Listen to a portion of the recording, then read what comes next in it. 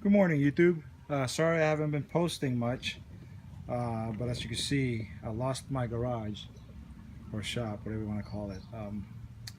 We decided that since the kids are now getting older, they're in their teens, people hanging out, that shop would be better suited as a pool house. So we've been having construction work done. We took out the roll-up door, put a French door on it, and then inside, we're gonna make it look nice also. So this will no longer be a garage. I still have the carport just behind me right now. That's why I'm in the shade. So, and then later on we might build another shop in the back. I have room. But anyways, so that explains really why I haven't been making videos, because we have construction workers here in the last couple weeks. It started about a month ago, but it rained hard all week last week and a few days the week before, so I can't shoot in the rain or work in the rain.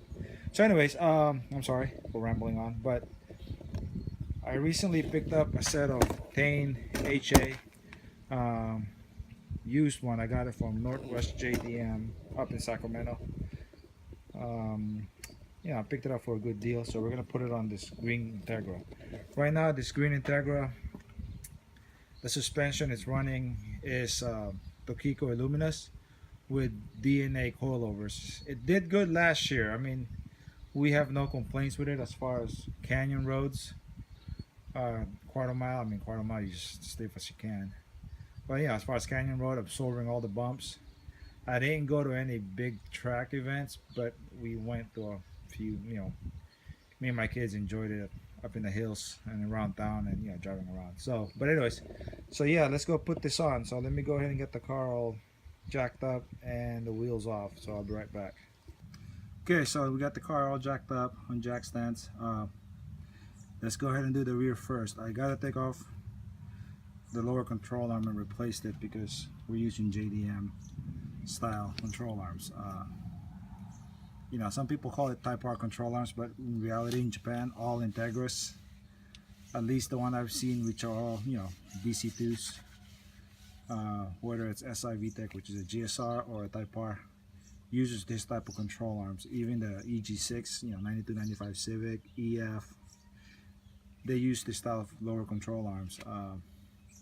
I don't know why in the US they switch, but if you noticed, in '88, when the Civic and the CRX first came out, they were also using the same style control arms. And in '89, they decided to switch. Who knows why? But yeah, anyways, so let's go ahead and remove the control arms.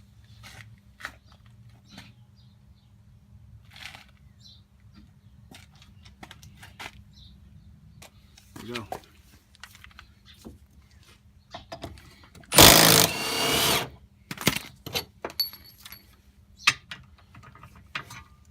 I'm blocking it, huh?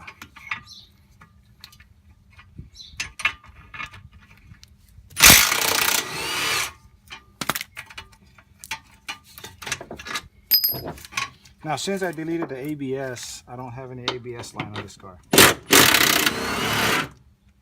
If you have ABS, that's the one thing you need also.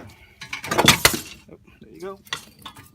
As you see, I'm running a DNA coilovers Tokiko, but it's somebody painted it black. It came with the car, but it's Tokiko Lumina and it's dampening adjustable. So we're gonna hold on to this. This is it's a pretty good setup.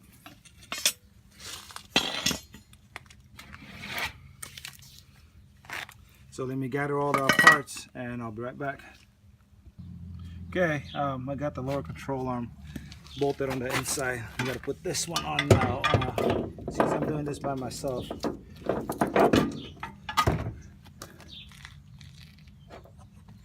it's gonna help to have longer arms because I gotta reach around the car and put this on. And we're good to go.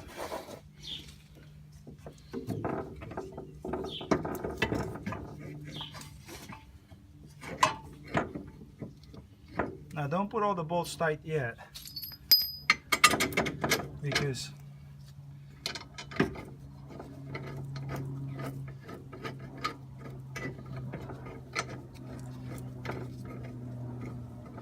because you want to tighten it when it settles. You know, when the suspension settles on the weight of the car. Because if you don't, you're gonna twist the bushings. So let me raise this up with a floor jack.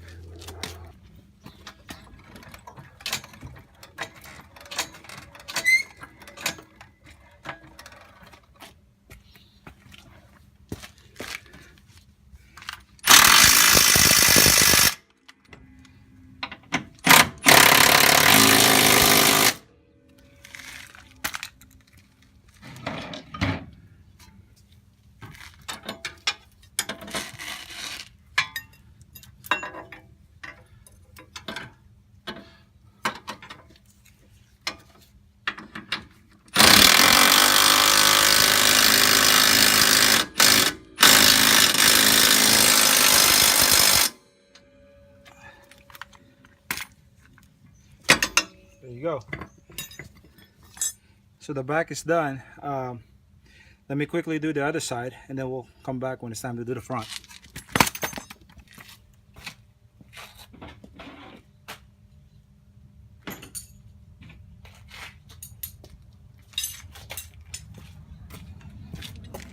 I don't know if you guys noticed also, I didn't make a video of it, but we went ahead and put good rich, you know, stainless brake lines but a couple months back. You know, like I said, I didn't have time to do videos because we were having all this work done, and it was raining. I did it real quick. I think I did it, actually no, I did about a month ago.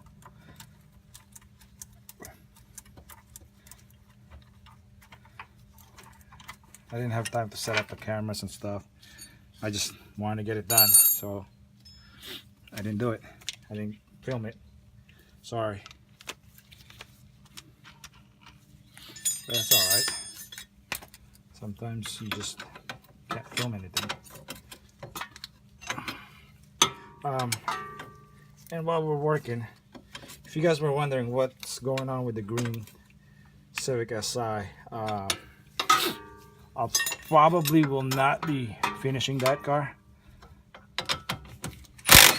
and I'll tell you the reason why. One, we have too many cars. Well, yeah, that's really a problem. But when I decided not to go ahead and finish that, my son bought another Integra, and when he bought that other Integra, he was short, you know, short on cash. He was short quite a bit, a few grand. So I decided to let him borrow it because he really wanted that car, and it was one of those things you don't see it very often. So the budget for that SI went away. Actually, the budget for his turbo build also went towards that car. So he's gonna have to wait on that turbo build. But anyways, let me get this out. But then fast forward a week later, I saw a great deal on an Integra with a blown motor, and we came to look at it. Guess I can't really talk and work at the same time, huh? So anyways, yeah, we came to look at it just to see what's going on with it. I'll insert the ad right now. So the guy wanted $350 for it.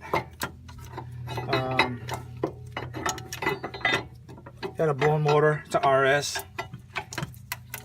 So me and my son were like, well, yeah, this is a good deal. Let's take a look at it. He let it go for $300, which, don't get me wrong, $350 is it's a good deal already. But we didn't really need another Integra. I mean, at this point, we already have 3 DC2s, or some of you guys will call 2 DC2 and 1 DC4, because this is on LS. So we already have 3 of these Integras. Not to mention, we still have the Civic hatch, the blue one, and then my son has a DA. So that's a lot of Hondas parked in one spot. So we didn't really, we didn't really need it. So we figured if they let it go for 300, we'll buy it, figure out what to do with it, whether we part it out, put a motor in it. I do have a spare LS motor. Put a motor in it and flip it or whatnot. But I really don't know what to do with that RS we picked up. Part of me wants to make a project out of it, a project build. Since it being an RS, let's see if I could put it on without taking this thing off. Probably not. Not even gonna mess around. Let's take it off.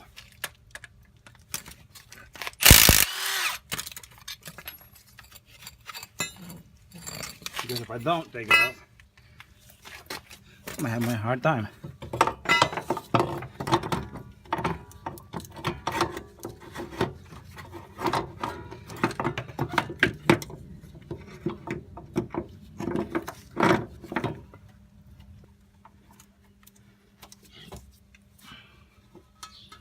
The one thing I don't look forward if I do a conversion, it's a lot of spot welds to drill. When I used to work for my friend's shop back in the day, we did a conversion like that. This was back in, I think, 2005, 2006. It's kind of funny. I sold my Integra, and the guy who bought it came back and made me do a right-hand drive conversion on it. The funny part is I sold it because I bought a right-hand drive back in the day. I bought, here, I'll insert the picture. There, was my car back in the day. A little bit of story on it. I had a friend that does a lot of importing, Architect Autos in South San Francisco, and he gets those kind of cars every now and then. Anyways, sorry to ramble on. Yeah, the front is on. I just got time the top one, so I'm gonna do the other side and come back. Okay, well there you have it. Here's the car. Let me do a walk around.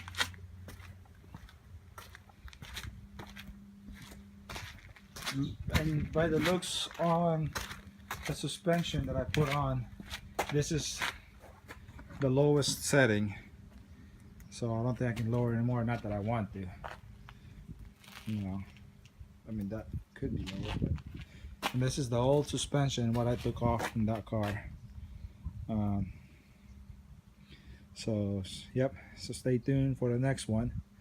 You know what, let me show you the cars that we picked up.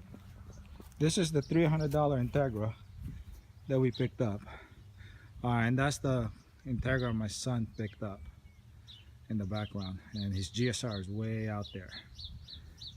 You can kind of see all three Integras right there. EF. So yeah, this is the $300 Integra. We're gonna make a project out of this probably. Interior's brown with one seat. So if we do make a project out of this, we'll probably convert to black trim. The one thing I like about this car, and it's going for it, is no sunroof. RS. So, but there's not a panel in this thing that's not damaged. So this, if we do make a project out of this, this would really be a project. So, but yeah, there you go. Till next time.